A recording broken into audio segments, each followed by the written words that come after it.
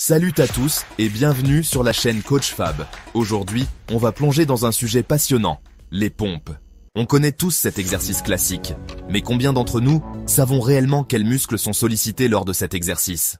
Aujourd'hui, je vais non seulement vous expliquer comment réaliser une pompe parfaite, mais aussi vous détailler tous les muscles qui travaillent lorsque vous poussez votre corps vers le haut.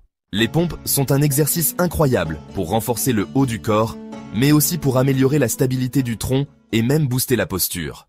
C'est un exercice incontournable dans n'importe quel programme d'entraînement au poids du corps. Alors, si vous êtes prêt à découvrir tout ce qui se cache derrière ce mouvement si populaire, abonnez-vous à la chaîne, activez les notifications et c'est parti. Avant de commencer à parler des muscles sollicités, prenons un moment pour revenir sur ce qu'est une pompe et pourquoi elle est si efficace.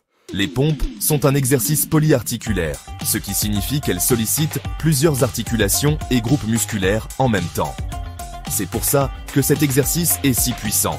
Vous ne vous contentez pas de renforcer un seul muscle, mais vous travaillez plusieurs parties de votre corps de manière simultanée. L'un des avantages majeurs des pompes, c'est qu'elles se font sans matériel.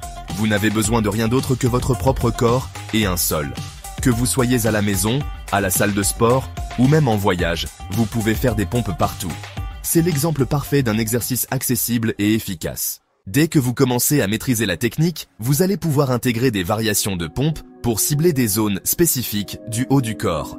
Mais avant tout, voyons ensemble comment faire une pompe correctement. Car une bonne exécution est essentielle pour maximiser les bienfaits et éviter les blessures. La technique des pompes. D'abord, la position de départ. Pour effectuer une pompe, vous devez commencer en position de planche. Vos mains doivent être placées directement sous vos épaules, légèrement écartées, et vos pieds doivent être alignés à la largeur des hanches. Le corps doit former une ligne droite de la tête au talon. C'est très important de maintenir cette position neutre pendant tout le mouvement. Pour ce faire, contractez vos abdominaux et serrez vos fessiers pour éviter que vos hanches ne s'affaissent. Imaginez que vous êtes une planche en bois, complètement rigide. Quand vous descendez, fléchissez les coudes en contrôlant le mouvement. Les bras doivent se plier à un angle de 45 degrés par rapport à votre corps. Ne laissez pas vos coudes trop écartés sur les côtés, car cela pourrait mettre une pression excessive sur vos épaules. Lors de la remontée, poussez sur vos mains et utilisez vos muscles du tronc pour ramener votre corps en position de départ. Les pompes ne sont pas seulement un travail de bras, mais un vrai travail de stabilité pour l'ensemble du corps. Les muscles principaux sollicités. Les pompes sont un exercice particulièrement efficace pour le développement musculaire du haut du corps, car elles sollicitent plusieurs muscles principaux simultanément. Le premier groupe musculaire le plus sollicité est celui des pectoraux, et plus précisément le grand pectoral, qui est le muscle majeur de la poitrine. Son rôle principal est de permettre l'adduction et la flexion des bras, ce qui signifie qu'il est fortement activé à la fois lorsque vous descendez et lorsque vous poussez votre corps vers le haut. En fonction de la variation des pompes effectuées, différentes portions du grand pectoral peuvent être mises en avant. Les pompes classiques ciblent principalement la partie médiane du muscle, tandis que les pompes inclinées, avec les mains surélevées, mettent davantage l'accent sur la partie supérieure des pectoraux, et les pompes déclinées, avec les pieds surélevés, sollicitent plus intensément la partie inférieure. Ensuite, un autre groupe musculaire fondamentalement impliqué est celui des triceps, qui sont situés à l'arrière du bras, et jouent un rôle clé dans l'extension des coudes. Lors de la phase de poussée, ce sont eux qui permettent aux bras de se tendre complètement et de ramener le corps en position initiale.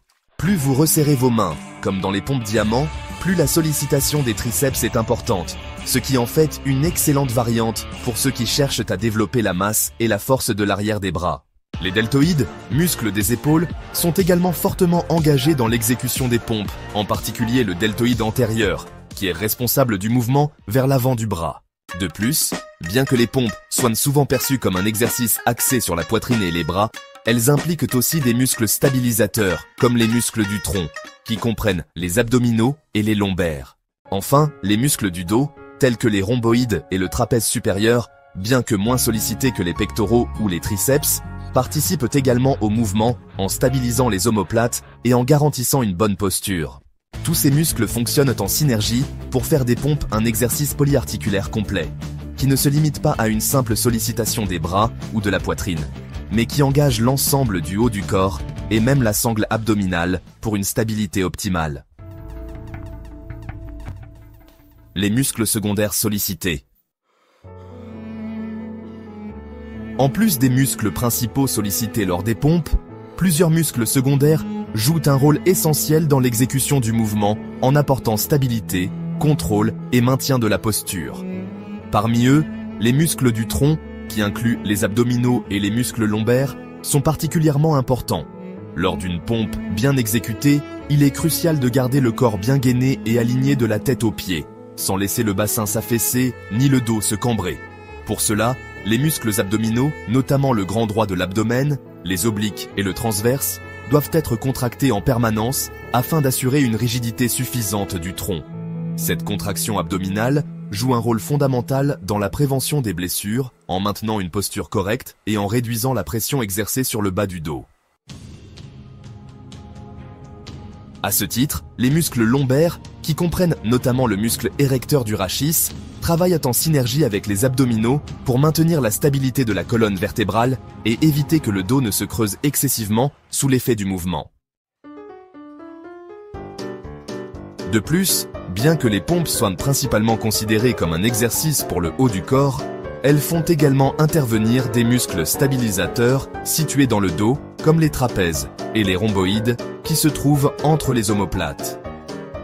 Ces muscles assurent une bonne posture des épaules et évitent qu'elles ne s'affaissent vers l'avant, ce qui est essentiel pour exécuter le mouvement de manière contrôlée et efficace. Un bon engagement des trapèzes et des rhomboïdes permet également d'améliorer la stabilité scapulaire, ce qui réduit le risque de douleur ou de tension dans la région des épaules et du haut du dos. Un autre groupe musculaire souvent sous-estimé dans l'exécution des pompes est celui des muscles fessiers, notamment le grand fessier, qui joue un rôle clé dans le maintien de l'alignement du bassin et du bas du dos.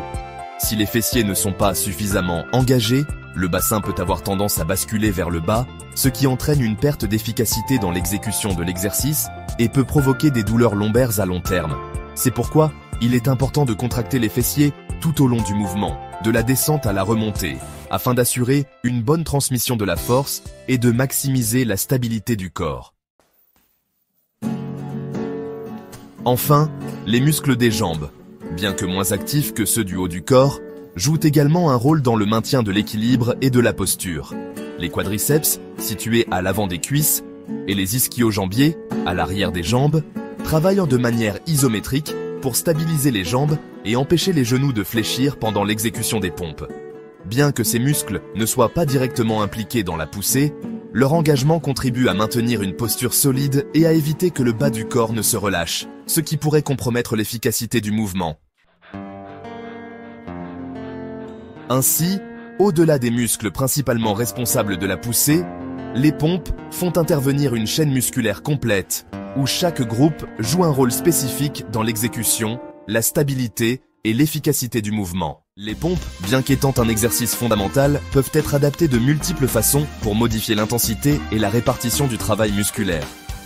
En variant la position des mains, l'angle du corps ou la vitesse d'exécution, il est possible de cibler différemment les muscles sollicités et d'apporter de nouveaux stimuli à l'entraînement.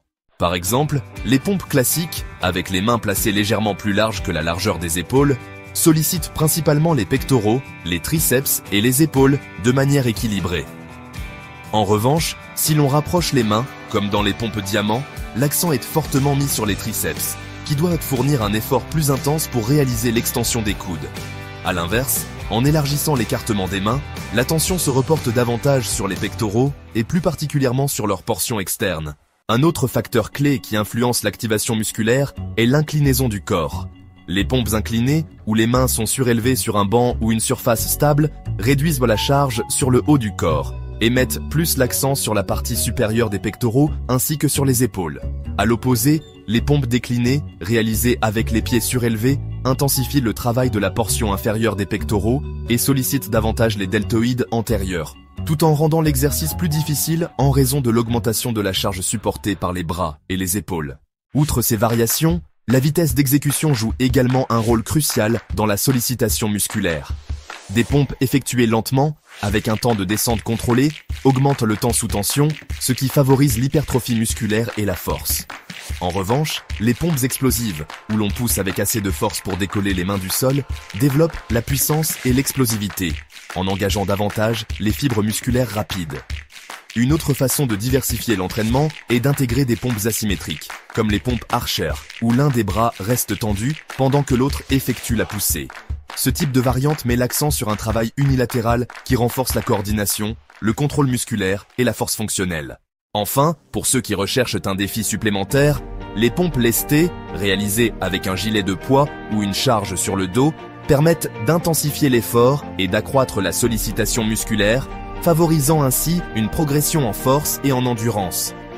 Ainsi, grâce à ces multiples variations, les pompes peuvent être adaptées à tous les niveaux et objectifs, que ce soit pour le développement de la masse musculaire, de la force, de l'explosivité ou de l'endurance, en fonction des besoins et des préférences de chacun. Et voilà, maintenant, vous avez une compréhension complète des muscles sollicités lors des pompes et de l'impact réel de cet exercice sur votre corps.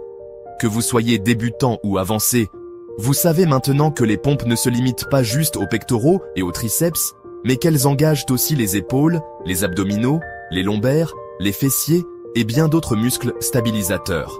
C'est un exercice polyvalent, efficace et adaptable à tous les niveaux, qui peut être utilisé pour développer la force, l'endurance musculaire et même l'explosivité, en fonction des variations que vous choisissez. Si vous voulez progresser rapidement, n'oubliez pas ces conseils. Travaillez votre technique, engagez bien votre sangle abdominale pour éviter de creuser le dos et testez différentes variantes pour continuer à progresser sans stagner. Et surtout, restez régulier dans votre entraînement, c'est la clé pour voir des résultats sur le long terme. Les pompes sont un exercice fondamental, mais leur efficacité dépend de votre engagement et de votre discipline. Si cette vidéo vous a aidé et que vous avez appris quelque chose de nouveau, pensez à liker la vidéo, ça aide énormément pour la visibilité et ça me motive à vous produire encore plus de contenu de qualité. Et si ce n'est pas encore fait, abonnez-vous à la chaîne et activez la cloche pour ne rater aucune de mes prochaines vidéos sur la musculation au poids du corps et le street workout.